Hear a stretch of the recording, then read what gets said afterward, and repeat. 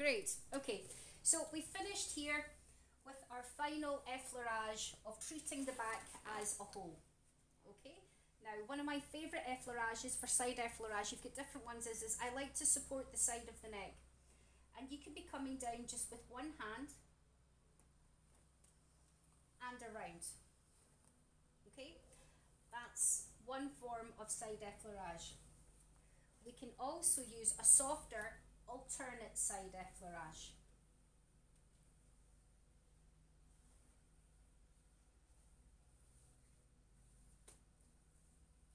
So that's absolutely fine. To move to the other side, you can do that 3 or 4 times. So it's like you're saying to the client, hello, I'm now here, we're now going to be working on this side. So I would use this one about 3 times. See the way that I'm really slowing it down here with the shoulder because she's tighter, and then taking the pressure off more on section 3 there. Now, I want to move here and work with this shoulder. So I'm going to be working now with double thumbs, and come so you can see what I'm doing. And we're here, and we're on top of the top traps. And I've slowed it down. She's got a knot in there. You'll feel that. Can you feel that? Yes. Okay, that's a big knot. That shouldn't be there, right? So your double thumbs, you can actually feel it moving. So it's a big one. And we're just working. There's another knot there. You feel that? Okay, so that shouldn't be there either. So she's just covered. So you can work with that all the way here. So we've got the top traps, the mid traps. Take the pressure off here around about the bottom because you've got more force here with the double thumbs. But you can certainly use your finger circles there as well. So I'm anchoring here, and then you can use your finger circles there. For a deeper experience, you want to use double thumbs.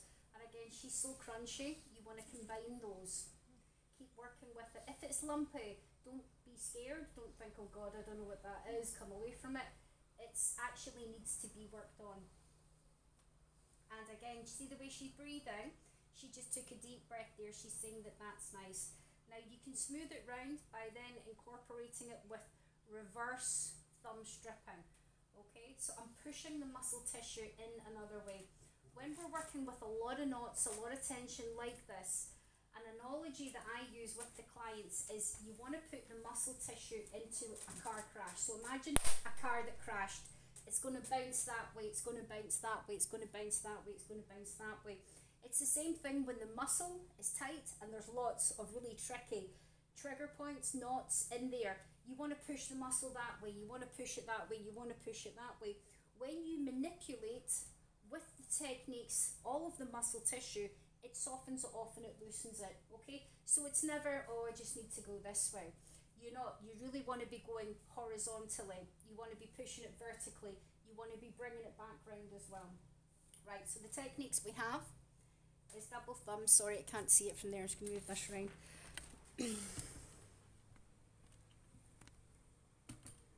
That's it. Right, so the techniques we have is double thumbs, double thumb stripping for a deeper, more controlled experience.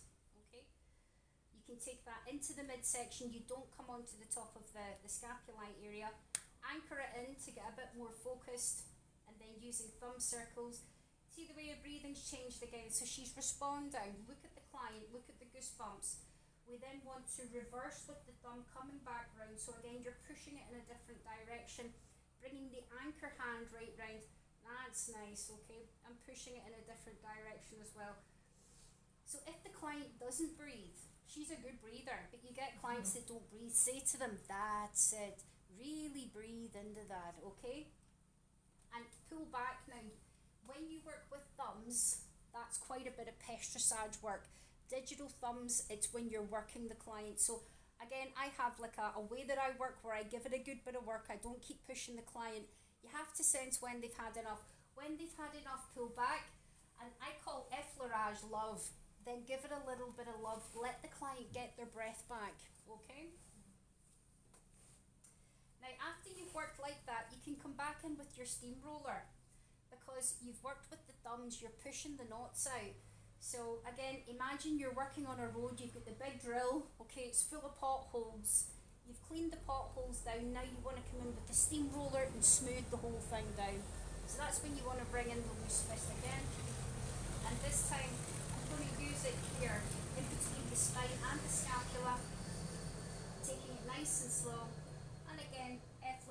off. See the way I didn't take it down into section 3 because I'm being more specific with working here. Okay, so that's your set of techniques from working there. Here, your other set of techniques. This is your kneading and pêchissage. It looks very similar to double-handed picking up. How does that feel? Intense. Yeah. That's my favorite. This can feel so good if you're really tight in the neck. Okay, so we have your pêchissage double-handed picking up here. And I'm using a bit of an effleurage movement here just to scoop it round. Remember this point here in the neck. She's really tight, you'll feel it. And then here we're going to be using an effleurage movement of double hands over the top of the shoulder, over the scapulae, meeting the shoulder, and then bringing back. And you do that 3 times over the same area. And it's nice and slow. 3 times. And then we're moving slightly further down the spine and you're pushing over. Deep breath, breathe into that.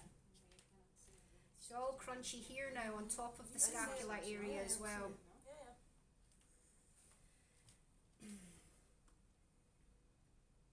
So this is a bit like a double-handed steamroller. Okay? So I'm using not just the pressure of one hand, it's the pressure of both hands, and I'm steamrollering over all of that area. Oh, she's all crunchy here too. You're going to feel this in a minute. And then you're working, coming back.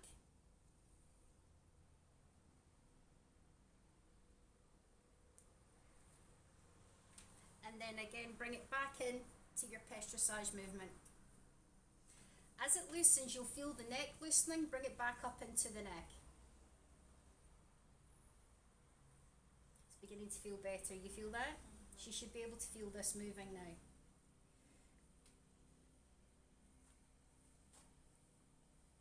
Good. Okay, when you start to feel energy, especially the head, take it and flick it away. Okay? Again, you'll feel it so that it doesn't stay with you. It's very important. Right, okay. Right, so that's your set of techniques. Let's just run through that, okay? You finished full effleurage, okay? You have a choice of Sept to transition with side effleurage. So you have a single-handed, you do it 3 to 4 times, or you can do it with your alternate effleurage, 3 to 4 times. To loosen the top traps and the mid traps and rhomboid area, you can use double thumbs. You can also work with thumb circles, and you can also work with reverse digital thumb stripping, and you can combine them. You can keep working with those ones. Once you've worked with that, again, you want to give it some love, 3 to 4 times, or once you've worked it, come in with your steamroller and smooth it down. I'm taking it off. That's the techniques from that side. From here, we have, what's this called, Kyla? The pickups? It belongs to the pêchissage family. It's an introductory pêchissage. It's like double-handed picking up. We also call it kneading. Any of those ones. Don't worry about it. You'll get it as we go along, okay? And then we also have our steamroller. How many times do we do it on one area? 3 to 4 times. 3 times, yeah? And then you want to move up 3 times, 3 times here. As a general rule, if it's tight, would you work more or less? More, yeah. So here, like I feel she's really tight here, so I'd maybe focus on that about 6 times. And then come back, and again come back in again, and then come back in with your single-handed picking up. As this loosens, it's going to loosen all the way up there as well. Then take it up over the head with her, because she's so emotional. You'll maybe feel it. Where the person's not well, it will vibrate in your body, so I can feel my chest responding with her when I'm working with her. I can also feel as well that she's really going, oh, thank God for that. That's right, isn't it? Yes. Yeah, she's just like, oh, thank you, help me. Do you know what I mean? So any forms of touch with her at all, you know, she's just loving it. Okay, all right, so some